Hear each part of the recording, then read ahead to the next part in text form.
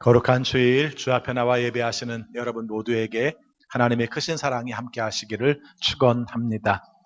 가끔 그런 생각이 들어요. 부활주일 전에 우리가 사순절 기간은 7주 반입니다. 그렇죠. 7주 반인데 부활주일은 하루예요.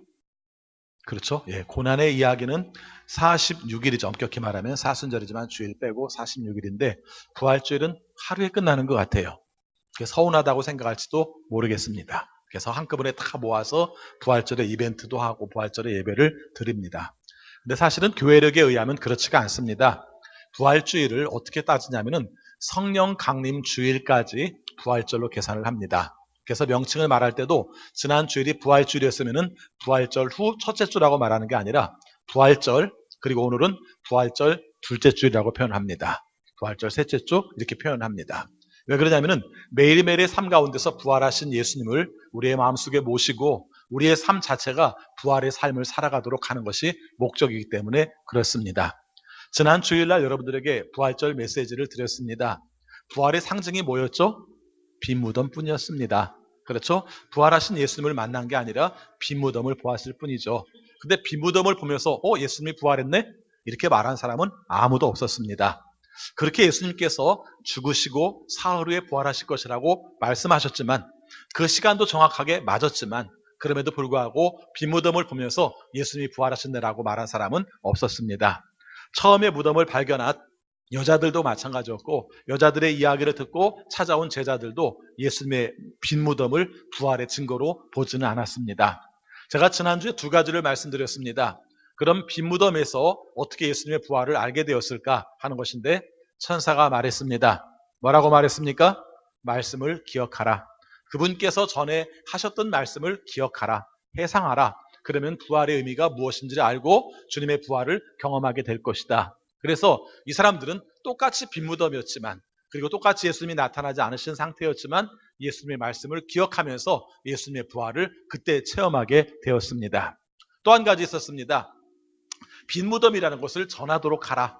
그래서 전하러 가는 과정에 부활하신 예수님을 만나게 됩니다. 이 두 가지가 우리에게 참 중요한 메시지입니다. 우리가 빈 무덤 자체를 가지고 부활이라고 믿을 수 없지만 주님의 말씀을 보는 순간에 주님께서 말씀하신 부활이 이렇게 이루어지는가 하는 것을 내 몸에서 체험하게 되고 그 체험한 내용들을 전하러 가는 과정 속에서 진짜 예수님과의 만남을 경험하게 되는 것입니다.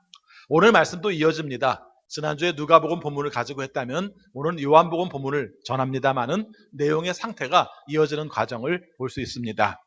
여러분이 아시는 것처럼 요한복음은 마태, 마가, 누가복음이 쓰여지고 나서도 20년 내지 30년 후에 기록된 성경입니다. 그 얘기는 이미 요한이라는 사람은 마태, 마가, 누가복음을 이미 알고 있었다는 것입니다. 알고 있었음에도 불구하고 요한복음을 기록한 목적이 있습니다. 그게 뭡니까? 그 내용들을 삶의 의미로 적용하는 것이 목적이었던 것이죠. 그래서 요한복음을 읽다 보면은 좀 상징적인 의미가 담겨 있고 우리의 삶 속에 적용해야 될 내용들이 담겨 있습니다. 이 말씀을 들은 이유는 오늘 함께 읽은 요한복음 20장 19절부터 23절까지 말씀도 짧지만 이 안에 우리가 상징적인 코드들이 많이 숨겨져 있습니다. 이 부분들을 함께 살피면서 부활의 주님이 우리에게 어떻게 오셨는지 우리의 삶 속에 주님의 부활을 어떻게 맞아들일 것인지 여러분의 삶 속에 함께 이루어지시기를 축원합니다. 오늘 19절 말씀을 볼 것 같으면 예수님의 부활에 관한 상황, 이 부활을 받아들인 사람들의 상황에 대한 묘사가 몇 가지가 있습니다. 자, 19절 말씀 보겠습니다. 몇 가지 특징을 찾아보도록 하겠습니다. 같이 있습니다. 그날 곧 주간의 첫날 저녁에 그 다음에 두 번째입니다. 제자들은 유대 사람들이 무서워서 두 번째입니다. 세 번째입니다. 문을 모두 닫아 걸고 있었다. 거기까지 보겠습니다. 자, 오늘 이 말씀이 왜 중요한지를 여러분들이 함께 먼저 나누어 보도록 하겠습니다. 여러분, 여자들과 예수님의 제자들 일부가 예수님의 빈 무덤을 발견한 시간은 언제였죠? 새벽이었습니다. 그렇죠? 안식일 지난 그 새벽, 그 시간에 예수님께서 부활하신 것을 목격했습니다. 그런데 그날 저녁이었습니다. 여기서 저녁이라고 말할 때는 시간이 지났네, 새벽부터 그 저녁 때까지 뭔 일이 있었을까 이렇게 생각하는 저녁의 의미도 있습니다만은 새벽의 의미가 희망과 새로운 기대 속에서 이루어지는 시간이라면 저녁은 우리의 삶 속에서 슬픔과 받아들이기 어려운 고통들을 경험하는 시간을 저녁으로 볼 수 있습니다. 여러분 언제나 그렇게 봐야 되는 건 아닙니다만은 오늘 말씀은 그런 느낌이 들어요. 어떻게 할 수 있습니까? 거기 보니까 그 다음 표현이 있습니다. 제자들이 유대 사람들이 무서워서라고 말합니다. 여러분 예수님이 지금 부활하시기 전인가요? 부활하신 다음인가요? 부활하신 다음이잖아요. 그렇죠. 시간의 간격으로 따지면 이미 예수님의 부활하신 걸 경험했어요. 일부 여자들은 예수님의 부활을 목격하기도 했어요. 그리고 예수님이 부활하셨다는 것을 이 사람들도 다 들었어요. 근데 왜 무서워하죠? 이게 오늘 우리들이 살고 있는 크리스찬들의 현실과 같은 상황이라고 볼 수 있습니다. 여러분 예수님의 부활이라는 것은 늘 표현할 때마다 이렇게 말합니다. 죽은 자 가운데서 살아나셨습니다. 죽음의 현실 가운데서 일어나신 분이에요. 이것이 우리의 신앙이에요. 우리 기독교의 신앙이 부활의 종교라고 말한 이유가 바로 거기에 있습니다. 우리가 죽음의 현실, 정말 어두운 현실, 두려움의 현실, 내 삶 가운데 희망 없다고 생각하는 현실 가운데서 주님께서 살아나심으로 말미암아 우리에게 오셔서 우리에게 희망을 주십니다라는 메시지가 바로 부활의 메시지예요. 그런데 새벽에 예수님께서 부활하신 것을 들었고 최소한 본 사람도 있는데 왜 이런 가운데서 거기에 머물렀던 사람들은 두려워하고 있던 거죠? 이 부분을 우리의 삶 가운데 살펴보시기 바랍니다. 적용 우리도 마찬가지예요. 우리 모두 다 예수 믿으시잖아요. 예수님은 믿는데 우리의 삶 가운데는 왜 두려워하고 있냐는 겁니다. 자, 이 말씀을 우리의 삶 속에 한번 적용을 해봅시다. 여기 제자들이 무서워한 이유가 어디 있을까? 제가 생각을 해봤습니다. 그랬더니 예수님께서 부활하셨다고 말합니다. 근데 부활하셨다는 말이 기뻐야 되는데 하나도 안 기뻐요. 안 기쁜 이유가 그 다음 떠오르는 생각이 있습니다. 그게 뭡니까? 이미 예수님께서 죽으실 때에 부활할지 모른다는 말을 이미 로마의 군인들과 유대 종교 지도자들은 알고 있었습니다. 하도 그 얘기를 했기 때문에 알아요. 그래서 심지어는 마태복음 내용에 보면은 예수님께서 죽으신 다음에 혹시 누가 시신을 훔쳐간다든가 그럴까봐 무덤에 경비병을 세웠다고 표현을 하고 있습니다. 그러니까 이 사람들은 아무리 부활이라고 얘기를 해도 로마의 군인들도 유대의 종교 지도자들도 심지어는 예수님의 제자들마저도 부활이라는 명칭을 어떻게 들어요? 예수님은 부활이라고 설명을 했지만 사람들이 알아듣는 건 뭡니까? 시신이 없어졌다 이렇게 듣는 거죠. 여러분 사람이라는 게 참 묘합니다. 아무리 진리를 말해줘도요 내 코드로 받아들여요. 그러니까 오늘 이 말씀도 유대 지도자들과 그 다음에 로마의 군인들은 예수의 시신이 없어졌다고 난리를 치지만 최소한 예수님의 제자들만은 그렇게 안 받아들이는 거 아니겠습니까? 근데 실은 그 사람들도 그렇게 받아들이는 거죠. 그래서 그렇게 받아들여서 예수의 시신이 없어졌네라는 문제, 그 다음 문제가 떠오릅니다. 그럼 이제 그 다음 무슨 생각을 했겠습니까? 그러면은 유대 종교 지도자들이든지 아니면 로마 군이든지 예수의 시신을 내놓으라고 우리를 압박하지 않겠는가? 이 생각을 한 거죠. 부활하신 예수님을 생각하지 못하니까 그 다음 나오는 두려운 문제가 바로 그겁니다. 아니 우리 보고 예수의 시신을 내놓으라고 말하면 우리를 쫓아와서 우리 보고 압박해서 우리가 시신을 내놓으라고 말하면 우리는 어떻게 해야 되지? 이런 두려움을 갖는 거죠. 자 그러다 보니까 그 두려움을 갖다 보니까 나타난 문제 중에 하나가 뭡니까? 세 번째 나온 내용에 보니까 문을 모두 닫아 걸고 있었다 이렇게 표현하는 겁니다. 여러분 이게 굉장히 상징적인 언어예요. 여러분 예수님께서 부활하신 내용을 말할 때 맨 처음 나온 단어가 뭔 줄 아십니까? 무덤의 문이 열려 있었답니다. 자, 그 말과 연결시키면은 지금 나오는 말은 문을 닫아 걸고 있다 이렇게 표현하고 있습니다. 상징적이죠? 예, 죽음의 권세가 사로잡혀 있는 무덤의 문은 열려 있고 사람이 살아서 부활의 증인이 대한 그 공간은 집의 문이 닫혀 있고 이게 바로 부활에 있어서 대비되는 요소들을 말씀해주고 있는 겁니다. 여러분들에게 말씀드립니다. 예수 그리스도의 부활을 경험한 곳은 문이 열려 있어요. 근데 예수 그리스도의 부활을 우리가 경험했음에도 불구하고 내 삶 가운데 와 닿지 않은 사람은 꽁꽁 문을 닫아 걸을 수밖에 없는 겁니다. 그리고 여러분의 삶 속에 이 문제들을 한번 적용해 보시기 바랍니다. 여러분은 문을 열고 있나요? 문을 닫고 있나요? 내 삶 가운데서 문을 닫고 있는 사람인지 열고 있는 사람인지 무덤은 정작 문을 열렸는데 우리가 모이는 공동체는 문을 닫고 있다면 이건 아이러니 아닙니까? 예수님의 부활이 있는 곳에 문이 열려야 되는데 예수님의 부활이 오히려 우리의 삶 속에 두려움이 돼서 문이 닫혀 있다면 예수님의 부활이 우리의 신앙 속에서 문을 닫게 하는 역할을 하고 있다면 이건 좀 모순이지 않습니까? 오늘 말씀은 그렇게 시작하고 있어요. 사실 우리가 살고 있는 현실 가운데서 지금 2019년을 살아가는 한국 기독교의 모습 가운데서 제가 바라볼 때 가장 많이 느껴지는 이미지는 뭐냐면은 자꾸 문을 닫고 있다는 겁니다. 그렇죠? 문을 자꾸 닫고 있다는 거죠. 뭔가 우리가 엄습해서 들어오는 것들이 우리를 해칠지 모른다는 그런 두려움들을 가지고 있는 겁니다. 그럴 만한 이유도 있죠.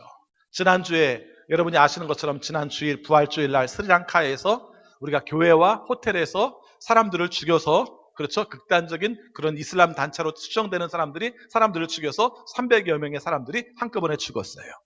정확하지는 않습니다만 이 내용에 대해서 명분을 말할 때 뉴질랜드 이슬람 사원에서 저격 사건이 있었던 내용에 대한 보복이다라고 표현했습니다. 너는 평화를 줘야 된다고 생각하는 종교가 이슬람이 됐든 기독교가 됐든 서로 죽이고 살리는 이런 삶 속에서 살아가는 이 현실의 모습들이 알고 보면 다 어디서 비롯됩니까?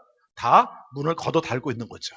문을 잠그고 있는 겁니다. 나와 다르기 때문에 문을 닫고 그것이 들어옴으로 말미암아 우리를 해칠지 모르기 때문에 두려워서 닫고 있는 상태가 우리들의 모습이 아닌가 하는 것입니다. 그러면 이건 무덤입니다. 그렇죠? 이건 무덤입니다. 내가 뭔가 두려워서 예수 그리스도가 없어서 내 삶 속에 두려움 가운데 있다면 이건 무덤과 같은 존재, 신앙이라 할지라도 교회 공동체라 할지라도 무덤과 같은 존재라는 것을 말씀드리고 있습니다. 여러분들에게 다시 말씀드립니다. 여러분이 열려있나요? 닫혀있나요? 참 쉽게 말하기 어렵습니다. 그렇죠? 어떤 부분은 닫혀있고 어떤 부분은 열려있는 것이 우리들의 모습 아닐까요? 자, 이렇게 모두 닫아 걸고 있는 상태에 우리가 예수님께서 나타나셨습니다. 참 묘하죠. 문을 닫아 걸고 있었는데 예수님은 나타나셨다는 거예요. 이 표현도 굉장히 묘한 면이 있습니다. 19절 중간 내용에 보면은 그때 같이 읽겠습니다. 그때 예수께서 와서 그들 가운데로 들어서셔서, 거기까지 봅니다. 그 내용을 볼 것 같으면은 분명히 문이 닫힌 다음에 예수님이 들어오신 거예요. 그럼 이거 어떻게 표현할 겁니까? 예수님은 부활하셨으니까, 부활의 몸으로 오셨으니까 어디 이렇게 스며들듯이 오셨든지 뿅 나타났든지 그런 거 아닐까, 이렇게 생각할 수 있습니다. 뭐 성경에 안 써 있으니까 뭐라고 말 못하죠. 스며 들어왔는지 뿅 들어오셨는지는 몰라요. 근데 한 가지 분명한 것은 이 상징적인 의미로 바라본다면 이 사람들이 슬픔에 잠겨 있고 두려움에 사로잡혀서 문을 꽁꽁 걸고 있는 상태에 예수님이 오셨다, 이 그림 하나는 그릴 수 있죠. 우리의 삶으로 말한다면 내 인생이 슬퍼서 내가 뜻대로 되지 않아서 고달퍼서 그래서 나의 모든 것이 힘들어서 그래서 모든 세상에 대해서 폐쇄적인 상태로 머물고 있는데 그곳에 예수님이 들어오셨다, 이 말씀과 같은 말씀으로 우리가 받아들일 수 있습니다.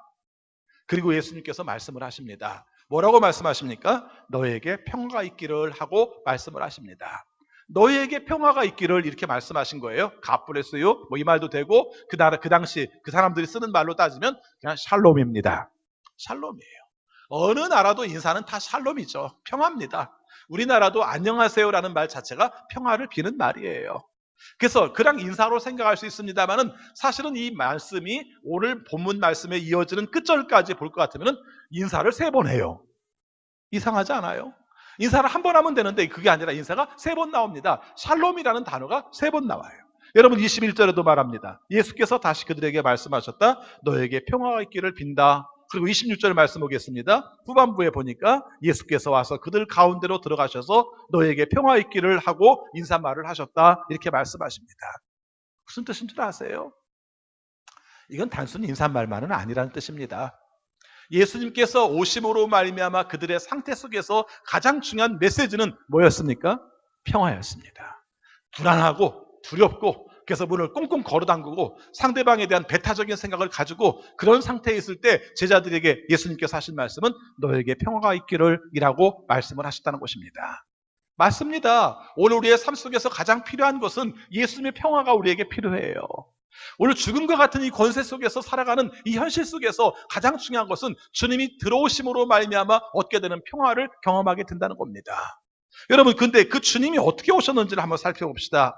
20절 말씀 보니까 부활하신 주님이 나타난 상징적인 단어가 있습니다. 자, 20절 말씀 같이 읽습니다. 이 말씀을 하시고 나서 두 손과 옆구리를 그들에게 보여주셨다. 이건 어떤 뜻일까요? 그렇죠? 여러분, 부활하신 예수님께서 두 손과 옆구리를 보여주셨다, 이렇게 말을 합니다. 좀 곰곰이 깊이 생각해보면 굉장히 의미 있는 말이에요. 두 손의 상징이 뭐죠? 두 손의 상징이 뭐죠? 십자가에 못 박힌 자국을 표현하는 겁니다. 옆구리의 상징은 뭐죠? 창으로 찔린 자국을 표현하는 겁니다. 한마디로 말하면 예수님께서 오셔서 그렇게 죽은 그 사람이 나야. 어떻게 할 수 있어요? 이거 봐봐. 여기 있잖아. 손에 못자국 있잖아. 옆에 창자국 있잖아. 이걸로 통해서 내가 죽은 그 사람, 그 존재라는 것을 너희들이 알 수 있지? 이렇게 말할 수 있는 겁니다. 그런데요, 여러분, 이 말씀이 그 의미 이상은 없을까요? 그렇죠. 어떤 하나의 증명한다고 하는 표현 속에서 모세 십자가, 그 다음에 옆구리에 창자고, 이것이 하나의 상징적인 의미가 충분히 될 수 있고, 아, 그 예수님 맞네요, 이렇게 말할 수도 있습니다. 그런데요, 또 한 가지 다르게 한번 생각을 해보고 싶어요. 여러분, 부활하신 분이 좀 승리의 모습으로, 그리고 우리의 삶 속에서 뭔가 좀 권력 있는 모습으로 오신 게 아니라 상처의 자국으로 오셨다는 것입니다. 이 상처의 자국으로 오시는 의미가 뭘까 하는 것이죠. 무덤에 갇혀있던 존재가 우리가 살아나서 상처 있는 존재로 그들에게 나타났습니다. 두려움에 갇혀있던 그들의 존재에게 예수님께서 상처난 자국과 찔린 자국을 보여주셨습니다. 어떤 의미가 있을까요? 저는 이렇게 생각합니다. 이 말씀의 의미, 상징 속에서 예수님께서 부활의 상징을 이렇게 표현하셨습니다. 나는 당했어, 그 얘기죠. 그렇죠. 당한 거잖아요. 여러분, 죽임을 당한 거잖아요. 나는 당했어. 그래서 찔렸어. 그리고 못 박혔어. 근데 그 가운데서 부활하신 것을 예수님께서 말씀하고 있다는 것입니다. 달리 말하면 예수는 피해자죠. 간단히 말하면 그렇습니다. 나 피해자야. 그래서 나를 사실 알고 보면 내가 굉장히 두려워야 될 존재야. 너희들과 마찬가지로 내가 굉장히 힘든 존재야. 그런데 내가 너희들에게 평화를 줄게, 이렇게 말씀을 하신 거예요. 그리고 제자들은 여기서 우리가 두 가지 의미를 찾습니다. 아까 말한 것처럼 그 예수님이네. 그렇죠. 못자국에 찔린 예수님, 창자국이 난 예수님, 그 예수님이네, 이런 의미를 갖게 되고요. 또 한 가지는 우리와 동일하게 피해를 당하고 아픔 가운데 머물러 있는 그 예수님이 부활하셔서 우리의 삶 가운데 나타나셨다는 것을 말씀하고 있습니다. 여러분, 뒤에서 이 부분을 완성돼서 말씀을 드리겠습니다만은, 여러분, 부활이라는 내용이요, 알고 보면 죽음이 없이는 부활이 없잖아요. 그렇지 않습니까? 그래서 우리는 그냥 이것을 그냥 두리뭉술하게 표현해가지고, 그래요, 우리도 언젠가 죽게 되면 그 죽은 다음에 우리는 부활하게 될 거예요, 천국에서 만날 거예요, 끝, 그렇게 말할지 모르지만, 여러분, 하나님 나라를 천국에서 우리가 죽어서만 경험할 겁니까? 아니잖아요. 우리가 지금 살아가는 예수 그리스도를 믿는 이유는 지금 살아가는 삶 가운데서도 하나님 나라를 누리기 위해서 우리가 사는 거예요. 근데 이 땅에서 하나님 나라를 누리기 위해서 가장 필요한 게 뭐냐면은 평화예요. 근데 왜 우리의 삶 가운데 평화가 없는가? 아까 말씀드린 것처럼 두려움과 슬픔과, 그래서 뭔가 꽁꽁 닫아 걸은 상태 속에서 왜 평화가 없는가? 심지어는 교회마저도 꽁꽁 닫아 걸은 상태 속에서 외부와 연결을 하지 않음으로 말미암아 왜 평화 없는 상태로 살아가는가? 이 문제에 대해서 예수님은 뭐라고 말씀하십니까? 손에 못자국과 그리고 옆에 창가자국을 보여주심으로 말미암아 그렇게 말씀하시죠. 평화는 당함으로 말미암아 이루어지는 거야. 부활은 죽은 다음에 이루어지는 거야. 그것이 우리의 삶 속에서 친히 보여주는 것이 예수 그리스도의 말씀이라는 것입니다. 너무 추상적인가요? 여러분, 그 뒤에 말씀들을 보면 알 수 있습니다. 다시 평화를 말씀하세요. 21절 말씀 같이 읽습니다. 예수께서 다시 그들에게 말씀하셨다. 너희에게 평화가 있기를 빈다. 아버지께서 나를 보내신 것과 같이 나도 너희를 보낸다. 이렇게 말씀하십니다. 여러분, 오늘 이 말씀 속에서 우리에게 말씀하시고자 하는 내용이 이겁니다. 진정으로 예수 그리스도의 부활을 경험한 사람들이 예수님을 본 내용은 어떠했습니까? 찬란하고 화려한 모습이 아니라 십자가에 못 박혔던 모습, 창자국이 났던 그 예수님의 모습, 그 모습과 자기들의 모습을 같이 연결을 하는 거죠. 근데 예수님은 그 가운데서 살아나셔서 우리에게 희망을 주고 있고 하나님이 원하시는 뜻을 따라서 맡겨진 역할을 감당하고 있다는 것을 말씀하시면서 우리의 삶 가운데서도 그 일을 할 수 있다고 말씀을 하시는 겁니다. 여러분, 부활의 삶이 어떻게 이루어지는가 생각하면 죽어야 이루어져요. 간단해요. 부활의 삶은 죽어야 이루어져요. 예수님처럼 못 박혀야 이루어지고요, 옆구리에 찔려야 이루어지고, 그 삶 가운데서 예수 그리스도의 능력을 통해서 경험함으로 말미암아 이루어지게 되는 거예요. 그래서 오늘 우리의 삶 속에서 이 일을 얘기합니다. 22절 말씀 보겠습니다. 같이 읽습니다. 이렇게 말씀하신 다음에 그들에게 숨을 불어넣으시고 말씀하셨다. 성령을 받아라. 이 요한복음이 좀 특이해요. 그렇죠. 보통 복음서에서는 이 부분이 안 나오고 사도행전 2장에 가서 성령 강림의 역사가 등장을 하거든요. 근데 요한복음은 부활과 성령의 오심을 같이 연결을 시켜요. 그리고 같이 오심을 시킬 뿐만 아니라 이 내용이 굉장히 중요한 의미를 말씀을 하고 있어요. 여러분, 여기 보시기 바랍니다. 22절 말씀에서 그들에게 숨을 불어 넣으시고 라는 단어입니다. 숨을 불어 넣으시고, 어디서 많이 들어본 것 같지 않습니까? 숨을 불어 넣으시고. 어디에서 나온 것 같아요? 창세기 2장에서. 예, 창세기 2장에서 하나님께서 맨 처음 사람을, 아담이라는 말이 원래 사람이라는 뜻이에요. 사람을 만드실 때 흙으로 빚어서 만드시고 그 사람의 코에 불어 넣으셨어요. 뭘 불어 넣으셨어요?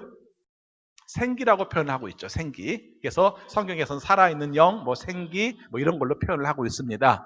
그런데 이 단어가 다 루하흐라는 히브리어입니다. 간단해요. 이 루하흐라는 히브리어가 어떻게 쓰냐면 용법이 바람도 루하흐, 숨도 루하흐, 그 다음에 하나님의 영이라고 말하는 영도 루하흐, 다 루하흐입니다. 그러니까 한마디로 말하면 하나님께서 인간을 흙으로 만들어 놓으시고 불어 넣으셨을 때는 뭘 불어 넣으신 겁니까?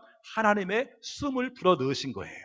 그게 인간이라는 존재를 표현한 하나의 그 그림입니다. 그렇죠? 우리는 어떤 존재입니까? 원래 껍데기만 있는 존재가 아니라 하나님께서 숨을 불어 넣으심으로 말미암아 이루어진 존재다라는 것을 창세기 2장 7절에서 그렇게 표현한 거예요. 근데 그 내용을 예수님께서 거기서 지금 똑같이 이 말씀을 하고 계시는 겁니다. 어떤 분이 우리에게 숨을 불어 넣으셨어요? 부활하신 그분이. 고난 당하시고 그런 가운데서 하나님께서 살리심으로 말미암아 승리자가 되어서 다른 사람들을 존재 앞에서 보냄받은 자로 오신 그분이 우리의 삶 가운데 바람을 불어 넣으셨다는 것입니다. 그럼 여러분은 어떤 존재입니까? 그렇죠. 하나님께서 숨을 불어 넣으심으로 말미암아 하나님 앞에 새로운 형상을 입은 새로운 피조물이 된 존재죠. 오늘 우리의 삶 가운데서 예수 그리스도께서 부활하심으로 말미암아 그 부활하신 예수님이 우리의 코에 숨을 불어 넣어주심으로 인하여서 우리는 어떤 존재가 되었습니까? 부활하신 예수님을 우리가 모시고 사는 존재가 되었다는 것입니다. 여러분, 상징적이지만 어떻게 이보다 더 정확하게 표현할 수가 있겠습니까? 여러분이 사는 삶이 어떻게 살 것인가, 무엇으로 살 것인가 라고 말할 때 부활하신 예수님이 불어주는 숨으로 나는 살겠다. 내 삶에 있는 가치는 내 뜻대로 사는 것이 아니라 나에게 불어주는 그 숨으로 살겠다. 예수 그리스도의 숨으로 살겠다는 그 내용처럼 의미 충만한 것이 어디 있겠습니까? 그렇죠? 이걸 갖다가 성령이라고 표현하고 있어요.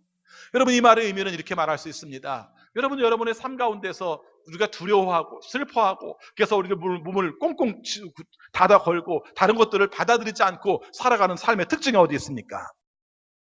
알고 보면 그게 죽음의 모습 아닌가요? 여러분이 살아있다고는 말하지만 죽은 모습으로 살고 있는 거 아닌가요? 근데 그런 가운데서 우리가 대표적인 내용 중에 하나가 사실은 내가 피해보고 있다는 생각 때문에 그래요. 그렇죠? 피해보고 있다는 생각. 내가 다른 사람한테 당했어. 내가 다른 사람한테 당할지 몰라. 내가 이러다가 다른 사람으로 말미암아 어떤 압박을 경험할지도 몰라. 이것이 나의 삶 가운데 늘 불안한 마음을 겪고 있어요. 설교 초반에서도 한국교회가 폐쇄적인 정책들을 쓰고 있고 이런 모습을 얘기했을 때도 엄격히 말하면 한마디로 말하면 무너질까 봐 두려운 거잖아요.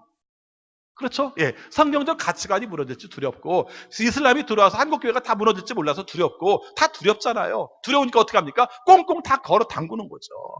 뭐든지 다 걸어 잠그는 정책으로 가고 있는 거죠. 근데 그 가운데 예수님께서 숨을 불어 넣으심으로 말미암아 거기서 움직이는 역사가 나타나는 것이죠. 아, 내가 피해자의 의식을 가지고 있을 문제가 아니구나. 아니, 피해자의 의식을 가지고 있다 할지라도 그 가운데서 주님께서 불어넣으시는 그 숨으로 살아갈 때 어떤 변화가 나타나는가를 우리가 가지고 살자는 것입니다. 그래서 나온 말이 23절입니다.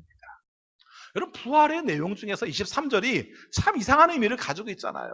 보통 부활의 의미로 말하면 뭐 담대히 가서 선포하라든가 또 우리가 어떤 경우로 역사를 나타날 것이라든가 이렇게 나타나야 되는데 요한복음 20장 23절의 말씀은 묘하게도 부활을 경험한 사람들, 부활의 숨을 경험한 사람들이 해야 될 일을 용서로 표현을 하고 있어요.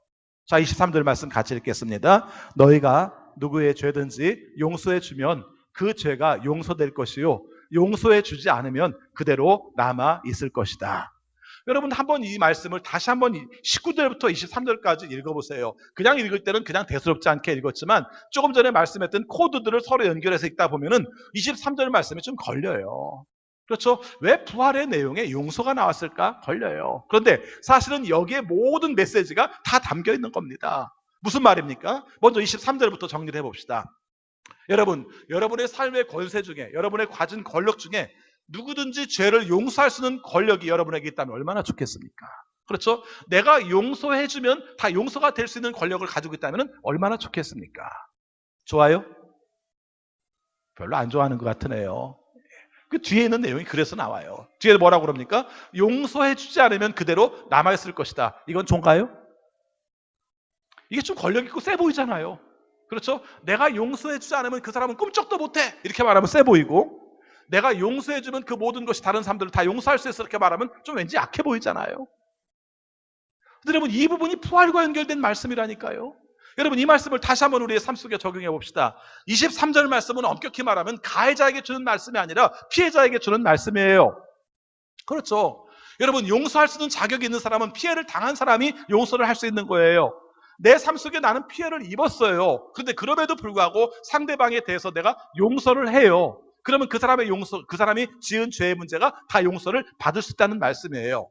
근데 내 삶 가운데서 어떤 사람이 나에게 피해를 주었어요. 아니 왜 이 세상은 언제나 늘 가해자 편을 들고 피해자 편을 안 드는 거야? 왜 맨날 피해자 보고만 용서하래? 이렇게 말을 하죠. 세상에서 많이 들은 얘기 아닙니까? 왜 가해자한테는 뭐라고 하지 않고 피해자한테만 용서하래? 이렇게 말하잖아요. 근데 신앙의 용어는 그래요, 원래가. 예, 신앙의 내용은 원래가 그래요. 가해자는 하나님께서 처벌할 문제이고 피해자인 사람들에게 말씀하시기를 뭐라고 말합니까? 용서하도록 하라. 왜요? 용서하지 않으면 네 인생이 지옥이야. 용서하지 않은 가운데 너는 죽음의 삶을 살고 있는 거야. 그리고 그런 사람들에게 예수님께서 숨을 푹 불어 넣으시면서 하는 말이 너의 삶 가운데는 부활의 능력을 가지고 있고 부활의 역사가 살고 있는 거야. 이렇게 말씀하시는 거예요. 그리고 예수님이 하신 일과 연결시키니까 이건 딱 맞아떨어져요. 어떻게 맞아떨어집니까? 그렇잖아요. 앞에서 말씀드린 것처럼 예수님이 십자가에 못 박히시고 손에 못 박히시고 그 다음에 옆구리에 찔리시고 피해자나, 그죠? 피해자입니다. 당하셨어요. 그냥 찔리기만 하고 우리가 못 박히기만 한 게 아니라 죽으셨어요. 그 죽으셨는데 죽으신 가운데서 이루신 일이 뭡니까? 우리의 죄를 용서하셨어요. 우리 여기까지는 다 믿잖아요. 그분이 죽으심으로 말미암아 우리의 죄를 용서하셨습니다. 그래서 우리는 죄 없다고 인정받았습니다. 의인, 우리 믿잖아요. 근데 그것이 언제나 예수님에게만 끝나버려요. 근데 예수님은 뭐라고 말씀하십니까? 내가 경험한 내용들을 너희들도 살고 너희들도 증거하도록 해 라고 말씀을 하시는 거죠. 그래서 증거의 내용은 예수님께서 십자가에 못 박혀 죽으셨습니다. 그로 말미암아 우리의 죄의 모든 용서 받으셨습니다. 그래서 우리는 죄의 용서를 받은 사람으로 삽니다. 이렇게만 끝나는 게 아니라 그것이 우리의 삶 속에 들어오라는 겁니다. 그래서 코에다가 바람 부는 얘기가 불어지고 여기서 숨을 넣어주는 얘기가 불어지는 겁니다. 여러분의 삶 가운데서 부활을 경험하기 원하시면요, 여러분의 삶 속에 주님이 원하시는 뜻을 우리의 삶 속에 적용할 수 있을 때만 가능한 겁니다. 여러분 부활의 삶을 살고 싶으세요? 아마 이 내용을 알면은 안 살고 싶은 분도 많으실 거래요. 나 부활의 삶은 못 살 것 같아요. 어떻게 내가 당한 걸 다 용서하고 살아요? 내가 용서 나는 못할 것 같아요. 이렇게 말할 것 같아요. 근데 주님은 어떻게 하셨습니까? 하셨어요. 주님이 하신 그 일을 우리의 삶 가운데 하게 될 때 우리의 삶 가운데 부활의 역사가 이루어지는 겁니다. 그래서 부활의 역사는 언제나 시작이라고 말합니다. 예수 그리스도의 부활은 부활의 첫 열매입니다라는 표현을 로마서에서 하고 있어요. 그게 무슨 말인 줄 압니까? 여러분 어떤 바위를 폭파시킬 때요, 바위 앞에다가 큰 막 다이아나모이트를 갖다 놓고서는 폭파시키는 게 아니라 여러분 아시는 것처럼 구멍을 뚫습니다. 그렇죠? 바위 한 부분에다 구멍을 뚫어요. 영향력을 많이 미칠 만한 자리에다가 구멍을 뚫습니다. 그리고 거기다가 어떻게 합니까? 폭약을 집어넣어요. 그리고 뇌관을 앞으로 빼요. 그리고 뇌관에다가 불을 붙여요. 그럼 어떻게 됩니까? 그로 말미암아 폭약이 터지면서 바위가 갈라지면서 그것이 바위가 폭파되는 거죠. 여러분 우리의 신앙의 내용이 그겁니다. 예수님께서 어떤 거대한 죽음의 세력, 어둠의 세력 가운데서 예수님께서 틈새를 파고 들어가신 겁니다. 그래서 그분이 그것을 폭파시키신 겁니다. 그걸로 끝났습니까? 와 대단하네. 이렇게 끝나는 게 아니라 그 다음은 우리가 파고 들어가는 겁니다. 그렇죠? 그 다음 우리가 파고 들어가는 거예요. 그랬을 때 예수님이 부활을 경험하는 것처럼 우리도 부활의 삶을 경험하는 거예요. 여러분 언제까지나 우리가 죽은 자처럼 살 겁니까? 늘 두려워 살 겁니까? 슬퍼하며 살 겁니까? 우리가 생각할 때는 외부로부터 우리가 다가오는 큰 기쁨, 큰 즐거움, 큰 쾌락이 오면은 이 모든 슬픔과 아픔들이 사라질 거라고 말할지 모르지만 기독교의 신앙은 그렇게 말하지 않습니다. 예수님은 그렇게 말하지 않습니다. 예수 그리스도의 숨을 받은 부활의 숨을 경험한 사람들은 예수 그리스도 같이 살아갈 때 거기에 평화가 있고 그 가운데 능력이 있고 그 가운데서 변화시키는 힘이 있다고 말씀을 하고 있는 것입니다. 부활절의 메시지는 그거예요. 여러분 성경에서 끊임없이 말하고 있는 우리는 죽은 자 가운데서 살아났습니다 라고 말하는 내용은 우리가 예수 그리스도께서 부활하셨어요, 나는 그것을 증거합니다로 끝나는 게 아니라 내 삶 가운데서 죽은 자 같은 내 삶 가운데서 예수 그리스도께서 살아나심으로 말미암아 예수 그리스도가 사신 삶을 내가 살게 되었습니다. 옛날 같은 피해자가 어떻게 용서를 해요? 말도 안 되는 얘기죠. 근데 내 삶 가운데 예수님의 숨이 내 안에 들어온 다음부터 나는 그것을 하게 되었습니다. 그랬더니 내 삶 가운데 평화가 있게 되었습니다. 이제 나는 갇힌 곳에서 살 수 없습니다. 외부에 나가서 이 삶을 말씀드리고 싶습니다. 이게 바로 기독교의 신앙이라는 것입니다. 오늘 말씀 정리합니다. 예수님의 제자들이 예수님과 함께 있었던 시간이 3년입니다. 이 3년이 짧은 3년이 아니라 긴 3년이에요. 어떻게 긴 3년이니까 늘 같이 다니면서 먹고 마시고 잠자고 배우고 사람들을 함께 만났고 병 고치는 일들을 같이 한 3년이었어요. 근데 정작 예수님께서 함께 지낸 3년의 세월 동안에 예수님의 제자들은 예수님을 끝까지 따르지 못했어요. 왜 그랬을까요? 예수님이 능력이 부족해서 그랬을까요? 아닙니다. 예수님이 사랑이 좀 부족해서 그랬을까요? 아닙니다. 충분히 다 경험을 했어요. 그런데 그들을 변화시킨 것은 예수님께서 죽으시고 죽은 자 가운데 살아나신 역사, 아까 말씀드리면 당했지만 당한 것으로 말미암아 그 가운데 살아난 역사, 이걸 경험했을 때 제자들이 변화가 되었던 것입니다. 여러분, 배우는 것도 좋고 뭔가 이렇게 추종하는 것도 좋을지 모르지만 더 중요한 것은 예수 그리스도의 숨을 경험하는 여러분들이 되시기를 바랍니다. 어떻게 경험해요? 예수님이 말씀을 통해서 경험하죠. 내 삶 가운데서도 내가 정말 피해라고 생각한 내용들, 그래서 내가 힘들다고 생각한 내용들, 그래서 닫아 걸었다고 생각하는 내용들, 이 부분에 대해서 내가 보호함으로 내가 무엇을 얻을 수 있다고 생각하는 것이 아니라 여름으로 말미암아, 내가 당함으로 말미암아, 예수 그리스도께서 원하시는 삶으로 말미암아 이것을 폭발시킬 수 있고 변화시킬 수 있고 내 삶 속에 평화를 누릴 수 있다는 것을 믿고 살아가는 여러분들이 되시기를 바라겠습니다. 내 힘으로 안 되는 부분이 있을 겁니다. 그때마다 주님의 숨을 기억하시기 바랍니다. 왜 숨이라는 말을 집어넣었을까? 왜 예수님께서 우리에게 숨을 불어넣으셨다는 말을 말씀하셨을까? 우리 뜻으로는 안 된다는 거예요. 그러나 주님께서 우리에게 그 능력을 주시면, 주님께서 그 심성을 우리에게 주시면, 주님께서 우리가 그 안타까운 마음을 우리에게 주시면 그 마음으로 말미암아 수용할 수 있는 마음들을 가질 수 있다는 것입니다. 참 묘한 이치죠. 그렇죠? 용서하는 곳에 부활의 능력이 임할 수 있다. 용서하는 곳에 부활의 평화가 우리에게 임할 수 있다. 이것이 부활절 메시지로 우리에게 주시는 말씀입니다. 언제나 주님과 더불어 사실 때 부활의 능력을 경험해서, 부활의 숨을 경험해서 예수님처럼 용서의 삶을 사실 수 있는 부활의 주인공들이 되시기를 축원합니다. 기도하겠습니다.